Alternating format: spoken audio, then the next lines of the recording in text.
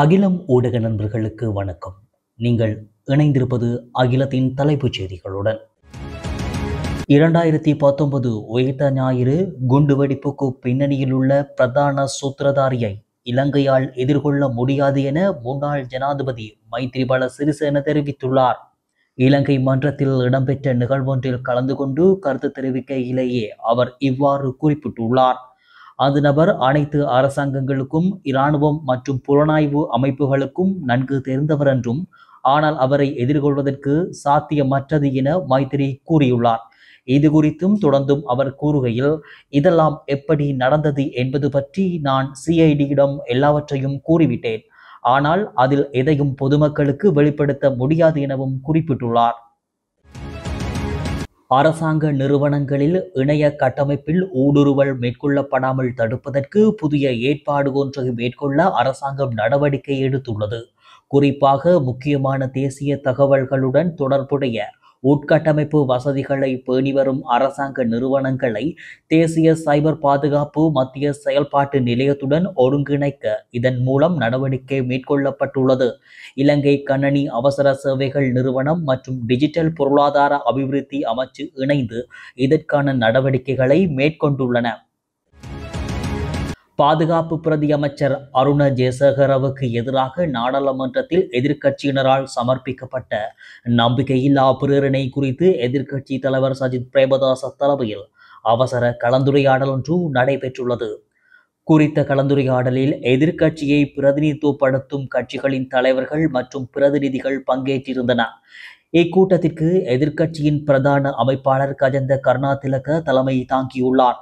2019 உயிர்த்த ஞாயிறு குண்டு தாக்குதல்களின் போது புலனாய்வு தகவல்களை முறையாக கையாளவில்லை என குற்றம் சாட்டி அன்றைய கிழக்கு மாகாண கட்டளை தளபதியாக பணியாற்றி வரும் தற்போதைய பாதுகாப்பு பிரதி அமைச்சருமான ஓய்வு பெற்ற மேஜர் ஜெனரல் அருண ஜெயசேகரவுக்கு எதிராக நம்பிக்கையில்லா பிரேரணை ஒன்று 31 எதிர்க்கட்சி உறுப்பினர்களால் கையெழுத்திடப்பட்டு சபாநாயகர் ஜெகத் விக்ரமரத்னவிடம் கையளிக்கப்பட்டுள்ளது.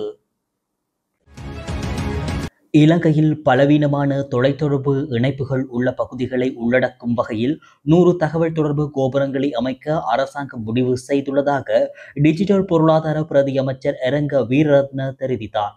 கிராமப்புறங்களில் பலவீனமான சமிக்ஞை பிரச்சனைகளை நிவர்த்தி செய்வதற்காக தொலைத்தொடர்பு கோபுரங்கள் அமைக்கப்பட உள்ளதாக பிரதி அமைச்சர் எரங்க வீரரத்ன தெரிவித்தார். ஒரு தகவல் தொடர்பு கோபுரத்தை நிர்மாணிப்பதற்கான செலவில் 75% இலங்கை தொலைத்தொடர்பு ஒழுங்குறுத்துகை ஆணைக்குழுவால் ஏற்கப்படும் என்றும் அவர் மேலும் கூறினார். தகுதியற்ற பட்டதாரிகள் இனிமேல் எந்தவொரு கட்டத்திலும் ஆசிரியர் சேவைக்குள் உள்ளீர்ப்பு செய்யப்பட மாட்டார்கள் என்று கல்வி அமைச்சு அதிரடி உத்தரவொன்றை பிறப்பித்துள்ளது. இதுவரை காலமும் கல்விமானி பட்டப்படிப்பை நிறைவு செய்த பட்டதாரிகள் நேரடியாக ஆசிரியர் சேவையில் உள்ளீர்ப்பு செய்யப்பட்டிருந்தனர். இலங்கையின் அரசாங்க பல்கலைக்கழகங்கள் மற்றும் திறந்த பல்கலைக்கழகத்தினால் மாத்திரம் இதுவரை காலமும் வழங்கப்பட்ட கல்விமானி பட்டப்படிப்பு தற்போது பல்கலைக்கழக மானியங்கள் ஆணைக்குழுவின் அங்கீகாரத்துடன் தனியார் பல்கலைக்கழகங்களிலும் வழங்கப்படுகின்றது. அவ்வாறான தனியார் பல்கலைக்கழகங்களில் வழங்கப்படும் கல்விமானி பட்டப்படிப்பு தகுதியற்ற நிலையில் உள்ளதாக பல்வேறு தரப்புகளும் சுட்டிக்காட்டியுள்ளன. இந்நிலையில் இனிவரும் காலங்களில் தகுதியற்ற கல்விமானி பட்டதாரிகளுக்கு ஆசிரியர் நியமனம் வழங்கப்பட மாட்டாது என்று கல்வி அமைச்சு அதிரடி அறிவிப்பொன்றை வெளியிட்டுள்ளது. ஜாழ் மாவட்டத்தில் உள்ள பாடசாலைகளுக்கு இன்று விசேட விடுமுறையினை அறிவிக்குமாறு பிரதமரும் கல்வி அமைச்சருமான ஹரிணி அமரசூரிய பணித்துள்ளார். வரலாற்று சிறப்புமிக்க ஜாழ்ப்பாணம் நல்லூர் கந்தசுவாமி ஆலய தேர் திருவிழா இன்று இடம்பெறவுள்ள நிலையில் இவ்வாறு விடுமுறை வழங்குவதற்கு பணிக்கப்பட்டுள்ளது. நல்லூர் கந்தசுவாமி ஆலய தேர் திருவிழா வழமையாக பாடசாலை விடுமுறை நாட்களில் இடம்பெறுவது எனவும் இம்முறை பாடசாலை நாளொன்றில் இடம்பெறுகின்றதாகவும் சுட்டிக்காட்டப்பட்டுள்ளது.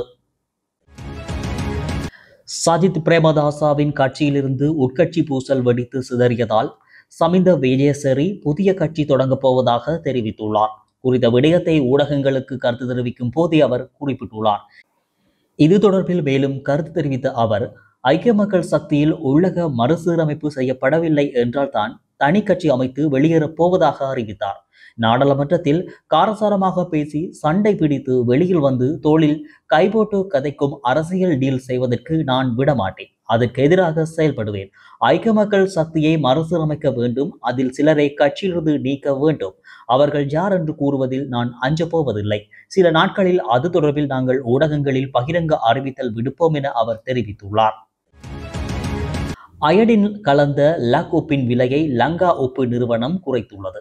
அதன்படி 400 கிராம் அயடின் கலந்த உப்புத்தூள் பாக்கெட் ஒன்றின் விலை 20 ரூபாவினால் குறைக்கப்பட்டுள்ளது. 1 கிலோகிராம் அயடின் கலந்த உப்புத்தூள் பாக்கெட்டின் விலை 30 ரூபாவினால் குறைக்கப்பட்டுள்ளது. அதன்படி அடுத்த வாரம் முதல் 400 கிராம் உப்புத்தூள் பாக்கெட் ஒன்று 100 ரூபாவுக்கும், 1 கிலோகிராம் உப்புத்தூள் பாக்கெட் 200 ரூபாவுக்கும், 1 கிலோகிராம் கட்டி உப்பு பாக்கெட் 150 ரூபாவுக்கும் விற்பனை செய்யப்படும்.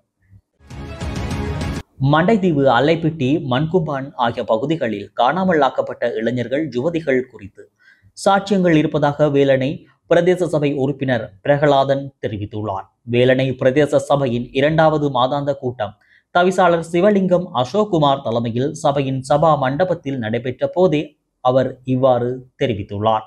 1990களில் இடம்பெற்ற இராணுவ நடவடிக்கைகளின் போது மண்டைதீவு, அல்லைப்பிட்டி, மண்கும்பான் ஆகிய பகுதிகளைச் சேர்ந்த 80க்கும் அதிகமான இளைஞர்களும் யுவதிகளும் காணாமலாக்கப்பட்டனர். இதன்படி இந்த புதைகுழியை அகழ்ந்து உண்மைகள் வெளிக்கொணரப்பட வேண்டும் என அவர் வலியுறுத்தியுள்ளார்.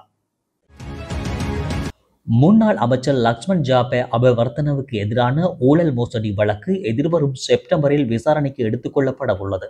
கடந்த 2010-2014 ஆண்டுக்கு இடைப்பட்ட ஆட்சி காலத்தில் முதலீட்டு ஊக்குவிப்பு அமைச்சராக பணியாற்றிய காலத்தில் அரசாங்கத்திற்கு 17 லட்சம் ரூபாய் இழப்பை ஏற்படுத்தியதாக லக்ஷ்மன் ஜாபா அபிவர்த்தனவுக்கு எதிராக குற்றம் சாட்டப்பட்டுள்ளது. குறித்த குற்றச்சாட்டின் கீழ் லஞ்சம் மற்றும் ஊழல் மோசடி தடுப்பு ஆணைக்குழுவினால் கொழும்பு உயர்நீதிமன்றத்தில் வழக்கொன்று தாக்கல் செய்யப்பட்டுள்ளது.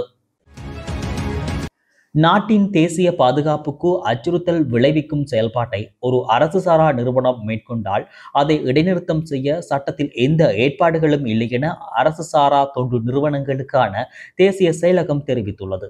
அரசு சாரா தொண்டு நிறுவனங்கள் சட்டத்தை மீறும் நிறுவனங்களுக்கு எதிராக விதிக்கப்படும் 250 ரூபாய் அபராதத்தை திருத்துவதற்கான முன்மொழிவை அரசு சாரா தொண்டு நிறுவனங்களுக்கான தேசிய செயலகம் பெற்றுள்ளது. எனவே குறித்த சட்ட விதிகள் அவசியமான அளவு இல்லாததால் சில அரசு சாரா நிறுவனங்கள் தன்னிச்சையாக செயல்படுவதாக அந்த செயலகம் தெரிவித்துள்ளது. முல்லைத்தீவு கரைத்துறைப்பற்று பிரதேச செயலாளர் பிரிவிற்கு உட்பட்ட முள்ளிவாய்க்கால் பகுதியில் மக்களுக்கான 50 வீடுகள் அமைத்து கொடுப்பதற்கான அடிக்கல்லினை முல்லைத்தீவு மாவட்ட அரசாங்க அதிபர் ஆனா உமா மகேஸ்வரன் நாட்டி வைத்துள்ளார். ஆஸ்திரேலியா தமிழ் ஜூனியரின் நிதி பங்களிப்புடன் ஆஸ்திரேலியா தமிழ் ஒன்றியத்தின் ஏற்பாட்டில் தலா 20 லட்சம் பெறுமதியான 50 வீடுகள் அமைத்து கொடுப்பதற்கான அடிக்கல் நாட்டும் நிகழ்வு இன்று இடம்பெற்றது. இதில் ஆஸ்திரேலியா தமிழ் ஒன்றியத்தின் தலைவர் நானா ரட்னராஜா தலைமையில் நடைபெற்ற நிகழ்வில் பிரதம விருந்தினராக முல்லைத்தீவு மாவட்ட அரசாங்க அதிபர் ஆனா உமா மகேஸ்வரன், சிறப்பு விருந்தினராக முல்லைத்தீவு மாவட்ட மேலதிக மாவட்ட செயலாளர் நிர்வாகம் சி குணபாலன், மேலதிக மாவட்ட செயலாளர் காணிசி ஜெயகாந்த் கலந்து கொண்டு சிறப்பித்துள்ளதுடன் வீட்டு திட்டத்தின் தொடக்க நிகழ்வான அடிக்கல்லினை நாட்டியும் வைத்துள்ளார்கள். கொழும்பு கோமாகம பிரதேச சபையின் முன்னாள் உறுப்பினரின் கொலையுடன் தொடர்புடைய துப்பாக்கிதாரி கைது செய்யப்பட்டுள்ளார். இந்த சம்பவத்துடன் தொடர்புடைய துப்பாக்கிதாரியை குற்றப்புலனாய்வு திணைக்களத்தின் விசேட காவல்துறை பிரிவு கைது செய்துள்ளது. கைது செய்யப்பட்ட குறித்த நபர் துபாயில் உள்ள பாதாள உலக கும்பல் உறுப்பினர் ஒருவரின் பணிப்புரையின் கீழ் இந்த குற்றச்சம்பவத்தை மேற்கொண்டுள்ளார். இந்த குற்றச்சம்பவம் மாத்திரம் இல்லாமல் கோமாகம மற்றும் அதனை சுற்றியுள்ள பகுதிகளில் பல்வேறு குற்றச்செயல்களில் ஈடுபட்டுள்ளதாக விசாரணைகளில் தெரிய வந்துள்ளது. பண்டார்நாயக்க சர்வதேச விமான நிலையத்தில் கடந்த 3ஆம் திகதி முதல் மோட்டார் வாகன போக்குவரத்து திணைக்களத்தின் கர்மபீடம் ஊடாக வெளிநாட்டு சுற்றுலா பயணிகளுக்கு 1338 சாரதி அனுமதி பத்திரங்கள் வழங்கப்பட்டுள்ளன. முன்னதாக சாரதி அனுமதி பத்திரத்தை பெறுவதற்கு வேரஹரவில் உள்ள திணைக்களத்தின் அலுவலகத்திற்கு சுற்றுலா பயணிகள் செல்ல வேண்டியிருந்தது. இந்த செயல்முறையை எளிதாக்குவதே புதிய பிரத்யேக கர்மபீடத்தின் நோக்கமாகும். ஒப்புக்கொள்ளப்பட்ட MCA கொடுப்பனவை உடனடியாக வழங்கு என்ற கோரிக்கை அடங்கிய கோரிக்கைகளை முன்னிறுத்தி ஜாழ் பல்கலைக்கழக ஊழியர் சங்கம் இன்று ஒரு நாள் அடையாள வேலைநிறுத்த போராட்டத்தை மேற்கொண்டது.